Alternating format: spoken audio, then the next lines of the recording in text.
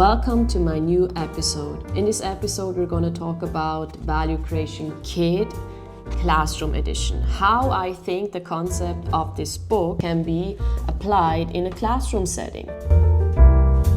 This is the continuation of the first video I did about this book. So if you haven't watched that episode yet, guess I link it somewhere here. This edition is especially for teachers who want to implement the value creation concept into their classroom. How students get into the habit of value creation in the classroom. Secondly, with the value creation mindset goes also the aspect of financial competency. So I also want to give you ideas how you can implement financial competency in your classroom, in your school community. Let's start. Why value creation? It puts kids into the right direction for their best future to create. In life, everything is about value creation. We gain value out of the value we provide for others, like in jobs, problems we solve for others. So it's this concept of balance. We give, we receive. And the earlier kids learn these concepts, the better they can thrive in life. We talked about different types of value that kids can bring to their family and to their community, like material value, emotional value, and spiritual value. The principles are shared how you can implement these concepts in a family household can be equally applied, or let's say similarly applied in a classroom environment. Imagine every kid wants to create value in a classroom instead of creating trouble, blaming, shaming, and bullying. Imagine every kid finds meaning in learning and wants to contribute in creating, in doing, being, and sharing. Imagine every kid is inspired to learn and perform greatly. Imagine kids find it so rewarding itself to create value by receiving appreciation, because it feels so good to contribute and to uplift others, to bring joy, compassion, and empathy, to appreciate another. It creates a flush of positive emotion. This alone is so rewarding. What you give, you receive, comes back. And it creates such a heartful environment. And this is also the idea, to have heartful environments in a classroom, well, everywhere. Also in a team of people that work together, in a team of teachers, or in a team of employees, in a family team. First, how to put this into action. It all starts with the teachers, their attitudes, their values, and space they create to bring all of those concepts to life.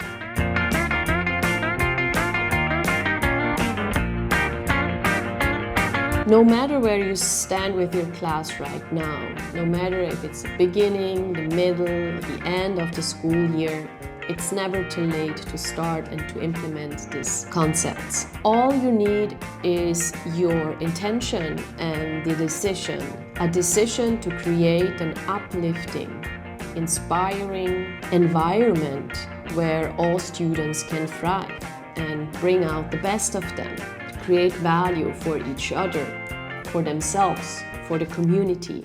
Certainly, we face some problems in a school system. In schools, there needs to be a big balance done between what needs to be done and what wants to be done by students. Schools should allow creativity, independent thinking, and helping each student to apply their talents and individual values they can bring to their communities, to their surroundings. That's the core to be successful in life, to find meaning in life, to know who you are, to know what you're good at, and to contribute your talents to your environment, to share your gifts with the world, to bring value through your talent, through your gifts to your community. In school, learning often turns out to be boring, not inspiring, and it seems to turn off the spark of curiosity that once was in a kid.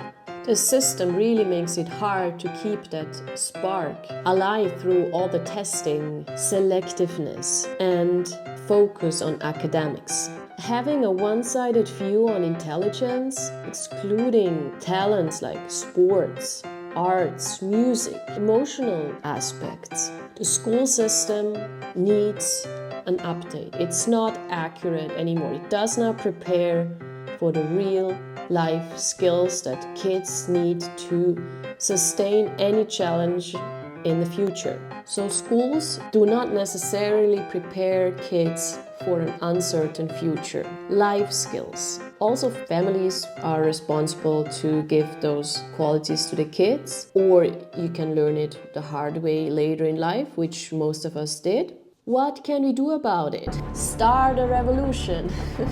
No kidding. You can join me actually on my Patreon page if you thrive for a change in the education system and become a member.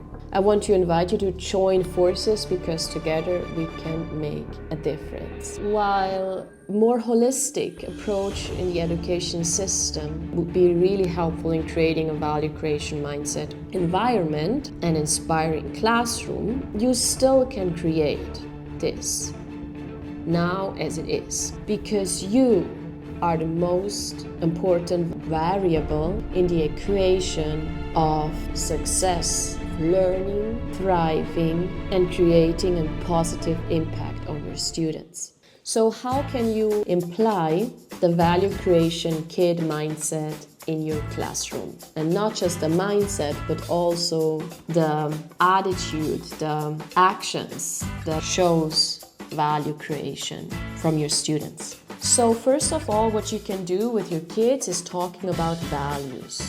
What are values? How can you bring value to each other? What can be done here that creates value for another? What are our values? Questions that can be asked are like, what is most important to us as a class? How do we see ourselves? What behavior do we want to encourage? How do we want to treat each other? How do we create space for each class member? How do we allow each class member to be who they are? It is clearly said that certain behavior is expected. There's no negation that can be done about that. So clearly expected behavior is listening. Listening when someone is talking, either a teacher or another kid. Raising your hand because it creates chaos if everyone just can talk randomly. Respecting each other, what does that mean? Showing kindness, care, and empathy. Appreciating each other. That are things that can be expected, and students have to follow those expectations. Of course, since we are in a class community, in a group of individuals, so it's like following rules in a traffic situation in order that there's no chaos. So there need to be rules in a classroom environment so everyone feels safe, seen, and heard. Expectations also can be equal to values of class members and the teachers. Out of the discussion what the values are for each class member and the teachers, kids can create a poster. So you have a reminder what your values are. Reviewing your values on a daily basis, because every day you have to keep the kids accountable towards these values. They commit to follow those values. At the end of the day, for instance, you can ask questions like, what was one thing you saw today or this week that you realized you could help with? What's a problem that you see in the classroom or that you saw in the lunchroom, playground area, or with other classmates or schoolmates, friends? How can you create value for others by solving it? Or how could you maybe create values for others by solving it? How can you help others solving it? Who was one person that you saw that you could help today, and what did you do? Think of one friend and how can you help them or encourage them today? What's one thing that you are struggling with right now, and how can we as a class community help you? What value did you create today in general? What action gigs did you do today? Or Did you do a brain gig? I will refer later to action and brain gigs. Yeah, how did you feel creating the value? Because usually it feels really good when you see, especially also the reaction of others that you brought value to. Usually they feel really good. So create a value poster, review the values. Talk to the kids again. How can they bring value to each other? So this brings me to action gigs. Action gigs are usually implemented as chores. Chores that can be done in a classroom. Mostly it is extrinsic motivated. There's a plan which kid is doing which chore. You can discuss with the kids what actions can be done in a classroom, what actions can be seen as creating value for others. So, for instance, helping to clean up something, even if it was not that kid's mess. Of course, there can be a duty plan, but it is usually planned and not intrinsically motivated. Kids usually don't feel the value they create through doing a duty. It's just, well, it's done, or it's a have to, but it's not a, oh, I really can contribute to the classroom through doing this. I can enrich the life of my class members and the teachers through helping to water the plants. Maybe there can be a free duty plan where duties are pointed out that have to be done, and you ask when it needs to be done, who would like to do it. Of course, a plan can help also in order everyone has a chance to do a popular duty. There is no right or wrong, only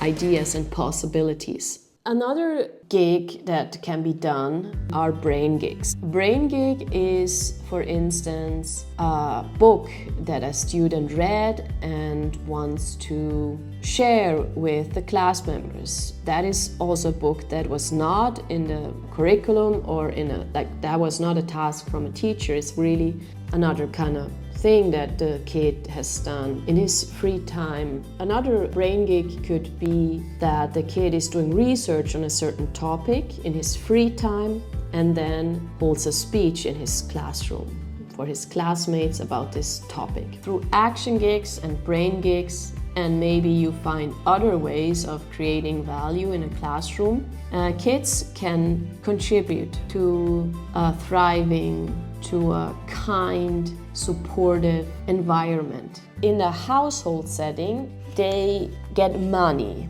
They get money for brain gigs or action gigs. In a school setting, we cannot create a system with real money, but what we can do in a system as a reward system also, and learning financial competency hand in hand, what can be created is a school currency. Here comes the financial competency aspect into the equation. Since classroom environment can be adapted to economic environments, like work environment. We even use in school the term work.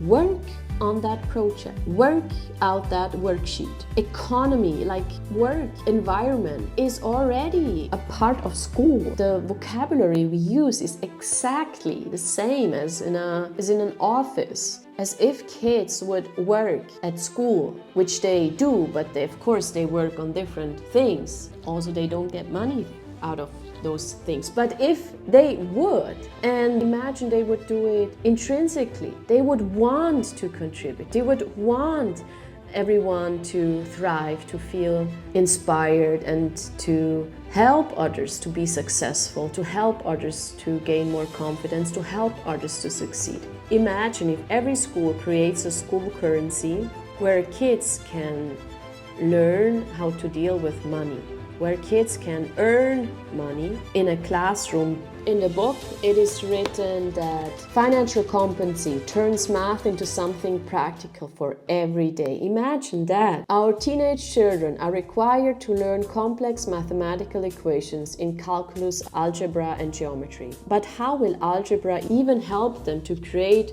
a monthly budget? How will calculus help them to understand taxes or investments, or why credit card debt is such a bad idea? Education must first be rooted in practical application. Only then can you move into complexity. Ta-da! That is so cool. Kids can really learn more about math, really important math. By the way, It says also, calculating the future impact of your decisions today is the most important math that anyone can learn. I agree. Kids could also ask themselves, how will the school project impact my future and how can I do it in such a way that it will add value to me later on, to others of course too. Do my friends today align with who I want to be in the future? How can value creation be tracked in a school environment? Also, for which gig do kids earn how much of that school currency? This is something that you have to decide. Maybe each student can contribute to action gigs and brain gigs to a thriving classroom environment where students support one another, where students help one another, where students uplift one another. You can either say what action gig gives how much money, and students can have their own bank account, but I would also suggest that you have a class bank account. You can, for instance, say that if there's a certain amount on the class account, I guess the whole class can buy a class wish. And that class wish, of course, can be discussed in a class council. For instance, if there's a field trip or so. And they can, again, contribute in planning, depending on the age, of course, of the students. The students can be included in planning the field trip, in calculating the transport costs, and so on. And usually a school already has a budget for a field trip or so. I mean, students can also be included in regular field trips that are anyways planned. They can learn how to create a budget. Kids could maybe also create a flea market where they sell products they no longer need or no longer want, or they can offer other service of non-material value, of emotional value, by counseling or giving a massage. The possibilities are endless. I just bring you some ideas. How it is documented, it can be digitally. Everyone has maybe a book in a classroom, of course, it can be displayed for everyone visible. Maybe which kid paid also which amount into the class pot. How can kids be included in this discussion about money? So it can be, why do you think it is important to earn money, to earn school money? What things can you think of doing to earn school money? So kids can bring up their own ideas how they can earn money or how they can create value in their school environment. There's one thing I want to point out again about intrinsic motivation. So the idea is that all of this value creation comes out of an intrinsic motivation because it just shifts everything. If it comes from internal, if it's internally motivated, it changes everything. It changes the drive and the way how